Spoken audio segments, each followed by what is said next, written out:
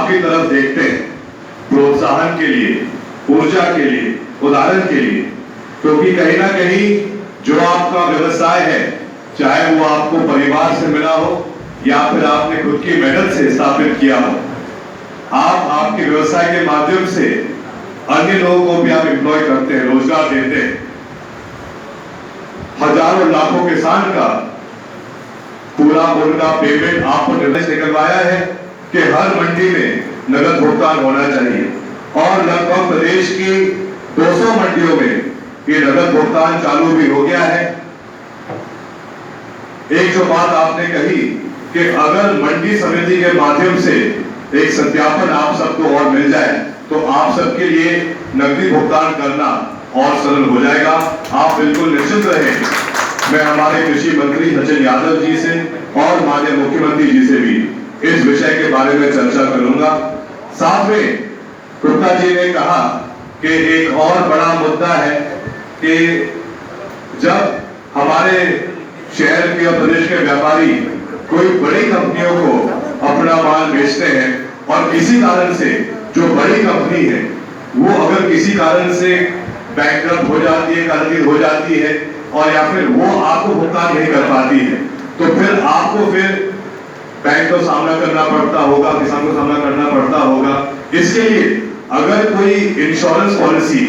या guarantee policy या बीमा पॉलिसी सरकार की तरफ से मिल जाए तो इससे आपको काफी लाभ मिल सकता है। ये भी अच्छा विचार है, क्योंकि मैं नगरीय विकास मंत्री हूं तो मैं सीधा कोई घोषणा आपके सामने नहीं कर सकता हूं, लेकिन इस बात का मैं आश्वासन दे सकता हूं कि आचार संहिता के बाद आप जब मुझे याद करोगे,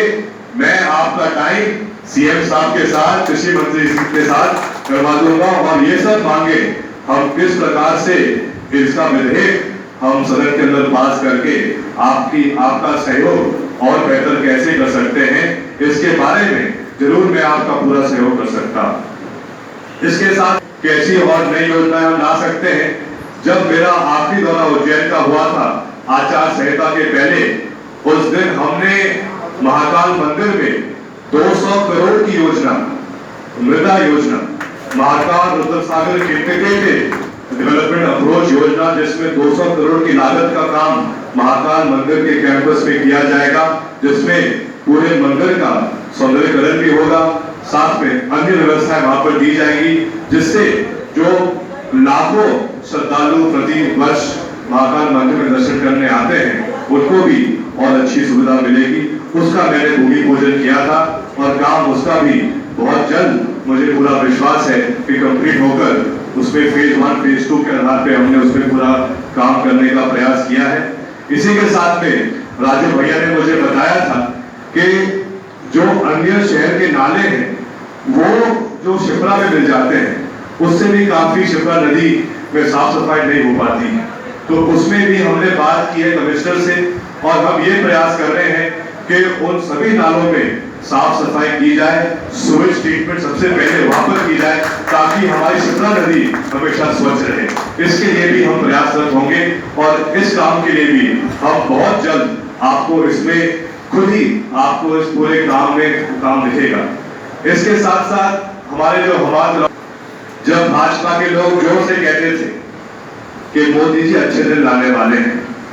अब उनके 5 साल पूरे हो गए, चुनाव वापस आ गए, लेकिन क्या इस चुनाव में एक भी भाजपा का व्यक्ति अच्छे दिन के बारे में बात कर रहा है? वो सब भूल गए, अब आ गए हैं चौकीदारी पे। और अगर वो बात करते हैं चौकीदारी के बारे में तो मैं भी आप सबको अर्ज करना चाहता हूं, जैसे बैरागी जी कह रहे थे कि अगर इस देश से अंग्रेजों को किसी ने भगाया था तो वो कांग्रेस पार्टी थी, अगर किसी ने पाकिस्तान के 2 टुकड़े किए थे तो वो कांग्रेस पार्टी थी, इंदिरा गांधी जी थी। और अगर कोई ऐसी पार्टी है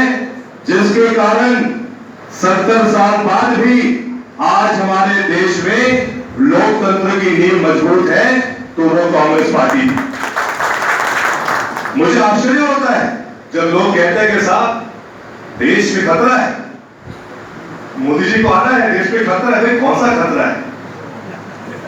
67 साल तो वो नहीं थे प्रधानमंत्री, लेकिन हमारा देश फिर भी पूर्ण रूप से सुरक्षित था। लेकिन ये बस एक ऐसा माहौल बनाने का प्रयास कर रहे हैं, जनता को भ्रमित करने का प्रयास कर रहे हैं। अभी कुछ दिन पहले 12 तारीख को भोपाल में मतदान हुआ था। वहां से मेरे पिता पूर्व मुख्यमंत्री दिग्विजय सिंह जी प्रत्याशी थे, और जो भाजपा की प्रत्याशी थी वहां से टिकट मिलने के एक दिन बाद वो क्या बयान देती है पब्लिक के सामने कि एक शहीद पुलिस अफसर हेमंत करकरे जी जो मुंबई आतंकवादी हमले में इस देश की रक्षा करते समय शहीद हुए थे, उनके बारे में वो कहती है कि उन्हें शराब दिया इसलिए मृत्यु हुई। क्या ये सही बात है? शहीदों का अपमान करना। आप एक पल के लिए सोचिए कि अगर कोई अन्य दल का नेता ऐसा बयान देता तो क्या बवाल पूरे देश में मच जाता। अभी 2 दिन पहले आपने देखा होगा झाबुआ में, जो झाबुआ के सांसद प्रत्याशी है भाजपा के, वो पंडित नेहरू जी को नकार रहे हैं, और वही मोटर गर्मी में अंतर समझना होगा। और अगर आप सब 19 तारीख को कांग्रेस पार्टी को आशीर्वाद देते हैं, बाबूलाल मालवीय जी को आशीर्वाद देते हैं, तो मेरी गारंटी है नगर विकास मंत्री के रूप में कि आपकी जो एक मांग है, चाहे वो मांग हमारे व्यापारी वर्ग की हो या फिर वो मांग आप सभी नागरिक के रूप में हो, पूरी जिम्मेदारी मेरी रहेगी, बाबूलाल जी की रहेगी। तुम्हारे नेता विराजमान है, राजेंद्र जी है, रामलाल जी है, वशिष्ठ जी है।